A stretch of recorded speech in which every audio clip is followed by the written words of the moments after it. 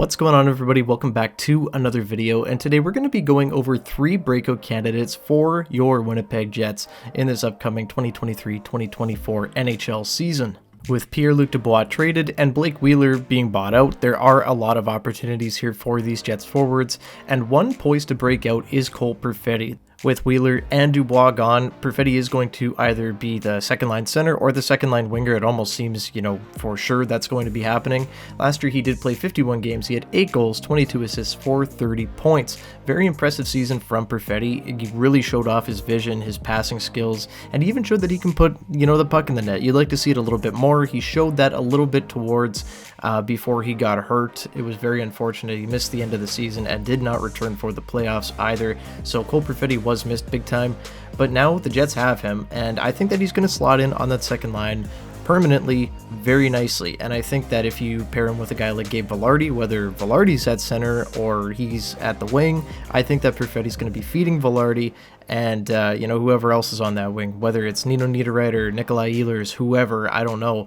But I'm really excited to see what Colt Perfetti can do, because this is a guy we've been waiting for to kind of blossom, right? This is a guy that we drafted at 10. Probably could have been drafted higher in that draft, and no one would have batted an eye at it. He was one of my favorite prospects coming into it, so I'm really excited. He does need to stay healthy, though. I hope he did put on some pounds this offseason, but I don't see a reason why Colt Perfetti can't be at least a 50-point guy this year. I think he's going to explode. One thing that I would like to see improvement is his foot speed a little bit, because he does struggle to create space for himself. Obviously not a big guy, not the fastest, most polished skater in the world. Dubois did make a lot of room for Perfetti because he is just such a big body. He commanded the attention of, 2 guys on the ice at all times, so that did give Perfetti more room to work. So I'm interested to see without Dubois how he fares this year. I think that if he's playing with Gabe Valardi, that won't be a problem. Valardi's a very boisterous, player. He's very physical. He's big. I don't think that'll be a problem for Cole. We'll see what happens, but I do think that Perfetti, no doubt, can be a 50-point guy this year if the health stays well and if he's able to, consistently be in the lineup. You can't break out if you're hurt all the time, and that's something that I want to talk about with the next player here, and that's Gabe Valardi, who was acquired in the Pierre-Luc Dubois trade. Valardi was obviously the, main piece of that trade, and for good reason, right? He's 24 years old, comes in at 6'3", 215 pounds, and he's got kind of a job situation on his hand here. Is he going to be the center on the second line, or is he going to be the winger on the second line, right? We had already talked about that. Kind of seems like it's either going to be Valardi or Perfetti. I think that Valardi would probably be a better fit just because, he's just a little bit bigger, but, maybe Perfetti surprises. We'll see.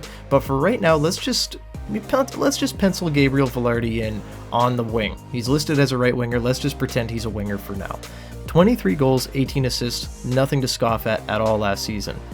The problem here is that he only played 63 games because of injury, and just like Perfetti, that has been a big problem in his career. He's never been able to play a full 82.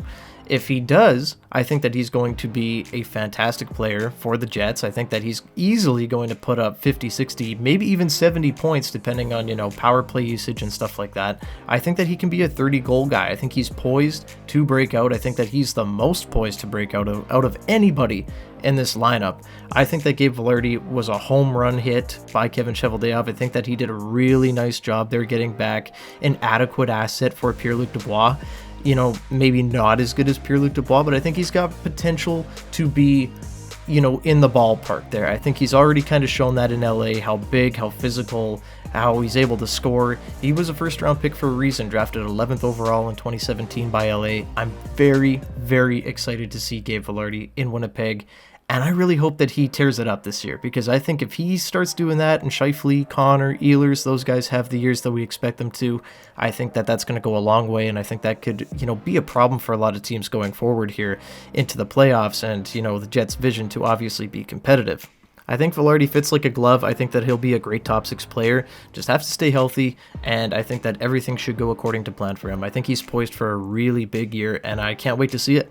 Now moving on to the last player I'm going to be talking about is the Duluth product, Dylan Sandberg, coming into the season at 24 years old, 6'3", 190. He's a big guy, and on defense, the Jets really need him to be a big player this year. Last year, he came into his own and he was very steady, but the Jets need him to take that next step. I would really, really like him to take Brendan Dillon's spot. I kind of view him as, you know, maybe a little bit more technically sound, maybe a little bit of a younger version of Brendan Dillon, maybe not as hard hitting, but the nastiness is definitely still there from Dillon. Just a very calm defenseman, a guy that, you know, does not put up the points. Last year he played 63 games, he had 2 goals and 6 assists.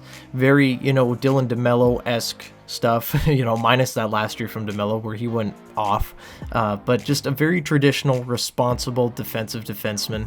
I think that he's very smart. I think that his passing, you know, that first pass exiting the zone is very smooth most of the time, and he's just very calm. And you can't really say that a lot about, you know, some of the other depth on this team, such as, you know, Stanley, Heinola, Nate Schmidt even at times, Brendan Dillon at times, right? So I think that Sandberg has a real shot this year, probably to start on the bottom pairing with Nate Schmidt, but hey, maybe he does move up the lineup, maybe he is a top 4 defenseman by the end of the year, and maybe we move Brendan Dillon down a peg, right? Maybe Sandberg plays so well that he plays into the top 4. Maybe he's a good fit with Neil Pionk on the second pairing. Maybe he can help Neil Pionk have a bit of a, you know, a rebalancing year, if you will, because Pionk loves to just be chaotic, right? Puts up the points, but he's very chaotic. So Dylan Sandberg is the last guy today that I'm talking about, and I think that he's really, really almost there to being a top 4 defenseman, and I hope that he breaks out and is able to take the reins there and take over the second pairing. I lied, that's not the last guy I'm going to be talking about. I want to throw in an honorable mention to Rasmus Capari, coming into the season at 23 years old, listed at 6'2", 200 pounds, a guy that was drafted in the first round by LA in 2018 at 20th overall. Now, Capari last season was an LA King, obviously traded to the Winnipeg Jets in the Pierre-Luc Dubois deal that included Gabriel Valardi, who we just talked about, and Alex Iafallo. So I think Capari, you know, he comes in as a centerman, probably going to start on the 4th line. Last year he played 66 games in the NHL where he had 15 points, 3 of those were goals. In the AHL, he played 11 games, had 9 points. So this is the first year that Capari is going to be a full-time NHLer, at least to start it seems. He's going to be, you know, probably slated on the 4th line, I'd imagine, with maybe a David Gustafson and a Mason Appleton. Maybe he finds some, you know, chemistry with some of those guys, whether it is them or someone else, and maybe he does kind of push himself up the depth chart a little bit. Maybe he proves to be more than just a 4th liner. Could he be a 3rd liner, right? If someone's not playing very well, like Morgan Barron, is Barron going to be on the 3rd line? Does, you know, Capari kind of slot in there if guys are struggling? I really like the addition of Capari because he doesn't necessarily just have to be a 4th liner. He's young enough, only 23, to where he's still got a lot of talent. Obviously, drafted in the first round, there's still a lot untapped there from him, and I think that he could be a very sneaky addition for Winnipeg and maybe turn into a kind of a nice top 9 addition for them.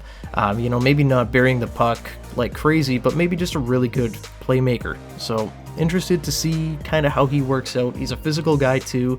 I obviously haven't watched a ton of LA Kings, not an LA Kings fan, but from what I hear, he is physical and has an edge to him too, so I think he'll fit in the bottom 6 and Rick Bonus's plans very nicely.